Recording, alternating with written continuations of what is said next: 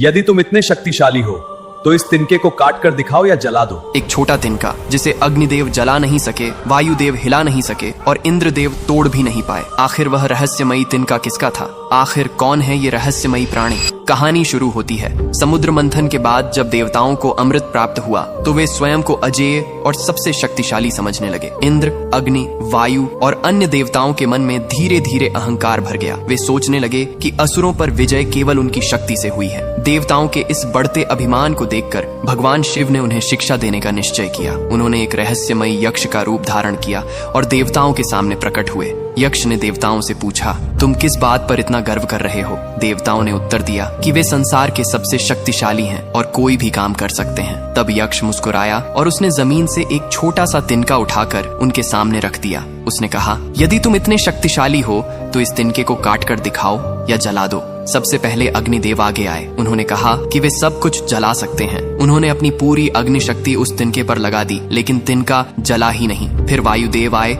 और बोले कि वे पर्वत तक उड़ा सकते हैं। उन्होंने पूरी शक्ति से उस तिनके को उड़ाने की कोशिश की, पर वह हिला तक नहीं। अंत में इंद्र स्वयं अपने वज्र के साथ आगे बढ़े, पर वे भी उस छोटे से तिनके को काट नहीं सके। तब सभी देवता आश्चर्य में पड़ गए और उनका घमंड टूट गया। उसी क्षण वह रहस्यमय यक्ष अचानक अदृश्य हो गया और आकाशवाणी हुई कि वह कोई और नहीं, स्वयं भगवान शिव थे। देवताओं को समझ आ गया कि उनकी शक्ति भी शिव की कृपा से ही है। सभी देवताओं ने लज्जित होकर भगवान शिव से क्षमा मांगी। इस घटना के कारण शिव के इस रूप को यक्षेश्वर अवतार कहा जाता है, जिसने देवताओं के अहंकार को एक छोटे से तिनके से ही तोड़ दिया। तो भक्ति भाव से लिखो, हर हर महादेव।